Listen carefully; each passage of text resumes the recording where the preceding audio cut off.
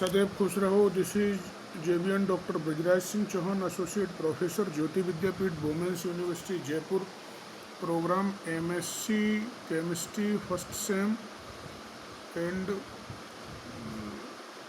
course is biostatistics, and session of today is computing the mode. It is the part of measure of central tendency. Topic is mode. So meaning of mode is nothing but it is the modal size. Mode is defined as the size of variable which occurs more frequently. Distribution में जो data सबसे अधिक frequency में सबसे अधिक बार आता है उसको हम मोड कहते हैं। Computation of ungrouped data. Suppose here some ungrouped data is given 25, 29, 24, 25, 27, 25, 28, 25. Here 25 is repeated maximum number of times. Therefore, mode is 25. Which data is more frequently occur in the distribution? That was the mode. Computation of mode for grouped data. Mode is equal to 3 median minus 2 mean. If we have the mean and median of data, then we can calculate the mode with the help of mean and median. The formula is 3 median minus 2 mean.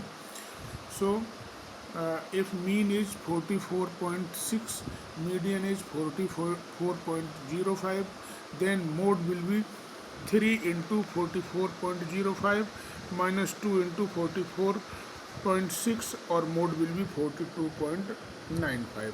Another method for grouped data, mode is equal to L plus F1 upon F1 plus F2. L means lower class of the modal class, I is the interval, and F1 frequency of the class adjacent to the modal class, F2 frequency of the class adjacent to the modal class. Suppose this example is in front of you. Here score is given and corresponding frequency is also given in front of scores. So how to calculate the mode? First of all, applying the formula. The crude mode is lie with the class interval 20 to 25. Maximum frequency is there, so lower limit L is equal to 20 and F1 is equal to 4, I interval is equal to 5, and mode is equal to 20 plus 4 upon 4 plus 5 into 5. After calculating, it gives 22.22. This is the solution of this mode problem. So merits of the mode. It is an average widely used in everyday life. When we speak of average, we generally refer mode. It is very easily understood and determined. It can be determined by the inspection alone.